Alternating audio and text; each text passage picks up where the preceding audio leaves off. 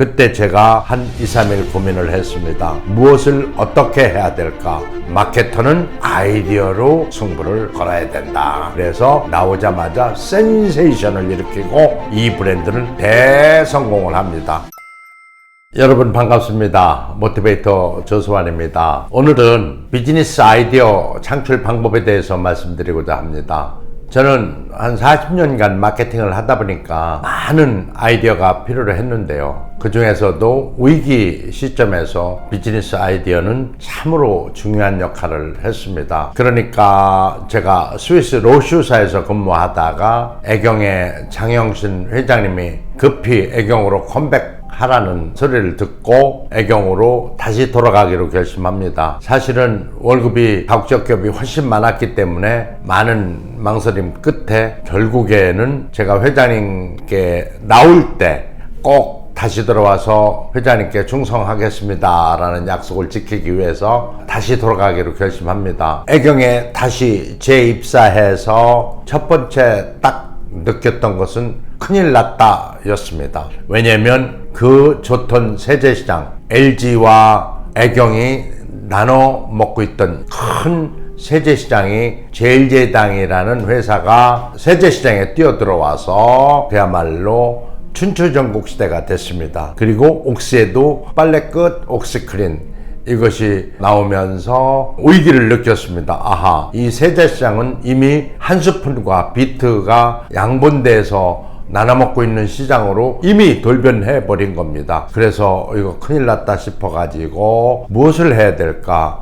세제시장에서 세 번째로 네 번째로 뛰어들어 봐야 승산이 없다는 판단하에 아예 화장품으로 가기로 결심을 합니다. 그런데 많은 사람들이 반대를 해요. 특히나 제 친구들, 마케팅을 조금 아는 친구들은 모두가 다 반대를 했습니다. 왜냐하면 애경은 이미지가 트리오 냄새난다, 세제 냄새난다, 스파크 냄새난다 이런 소리를 많이 했어요. 그리고 잘못하면 재고만 쌓이고 재고 누적은 결국에 경영 악화를 가져오므로 시도하지 않는 게 좋다 이런 조언을 많이 받았습니다. 그때 제가 한 2, 3일 고민을 했습니다. 무엇을 어떻게 해야 될까? 왜냐면 세제 시장보다는 화장품 시장이 마진 구조가 훨씬 좋기 때문에 그 코스트 스트럭처로 봤을 때는 화장품에 진입을 해야 우리 회사가 단단하게 미래를 보장받을 수 있다는 생각 때문에 화장품을 하기로 결심합니다. 그러나 많은 태클, 이를 극복하는 방법이 더욱더 중요했습니다. 그래서 국리 끝에 이러한 결론을 냅니다.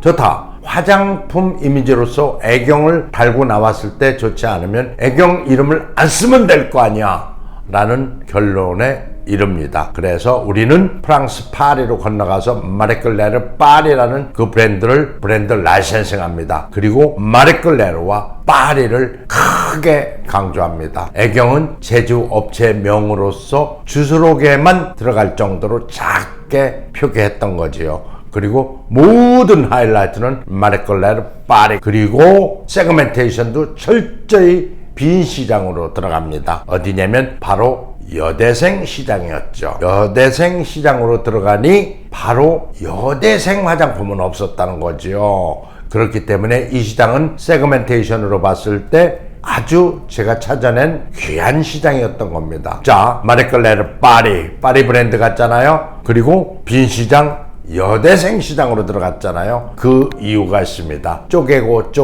쪼개면 핵심이 보인다고 여대생 시장으로 들어가니 옛날이 그리웠던 미시족들도 마리끌레르를 썼고 여고생들도 마리끌레르를 썼고 여대생들도 물론 마리끌레르를 썼죠. 그래서 나오자마자 센세이션을 일으키고 이 브랜드는 대성공을 합니다. 색조 브랜드로서 아주 엄청나게 성공을 하자 나중에는 기초 브랜드까지도 넓혀 나갔고, 그로 인해서 어찌 보면은 잡지 이름이었던 마리끌레르는 더 모양되는 이미지를 가져왔던 그런 아주 좋은 사례가 있었습니다. 자, 여기서 우리가 교훈을 하나 얻을 게 있죠. 안 된다 하지 말아라. 안 된다고 핑계 대지 말고 되는 방법을 찾아서 마케터는 아이디어로 승부를 걸어야 된다. 이 세상에 안 되는 건 없다. 이런 얘기를 힘주어서 말씀드리고 싶습니다. 그 이후에도요, 우리는 화장품을 할 때 남이 한 거는 가능하면 지양을 했습니다. 차별을 했습니다. 어떻게 차별을 했을까요? 다른 사람들은 화장품 광고를 했습니다. 어머머머 달라졌어요. 주름살이 적어졌어요. 없어졌어요. 피부가 하얘졌어요. 이렇게 얘기를 했지만 우리는 화장을 하는 것보다 지우는 것이 중요하다라고 지우는 것을 강조했죠. 그래서 오히려 화장품은 다른 거 쓸지라도 지우는 것만큼은 포인트를 쓸 거야 라고 해서 클렌징 전문 화장품으로 아주 잘 독특하게 포지셔닝을 했던 아주 좋은 예라고 볼 수가 있습니다. 즉 다시 말해서 The first is the best. 먼저 들어가서 진치를 구축하고 기관단총으로 무장해라. 그래서 에니미가 올 경우에는 그냥 쏴붙여라. 그렇게 함으로써 우리는 독점적 지위를 확보할 수 있는 것입니다. 다른 사람이 감히 범접할 수 없을 정도로 확고부동하게 그 지위를 내가 차지하는 거죠. 사람도 마찬가지입니다. 사람도 누구나 강점과 약점이 있습니다. 그런데 약점을 극복하려고 그러면 극복을 잘 해도 2등 갑니다만은 강점은 살리면 바로 1등 가고요. 1등 갈 뿐만 아니라 독점적 지위를 확보할 수가 있습니다. 저는 영문과를 나왔습니다. 그렇기 때문에 저는 부족했던 게 마케팅 이론이었습니다. 그래서 저는 바로 경영대학원에 가서 마케팅 이론을 무장했습니다. 그때 다국적 기업들이 한국에 들어오기 시작했습니다. 그래서 그들이 찾는 사람의 스펙이 영어를 잘하면서 마케팅을 전공한 사람을 찾았어요. 그리고 실제로 마케팅 일을 한 사람을 찾았어요. 그런 사람이 굉장히 많을 것 같았지만 그다지 많지 않았습니다.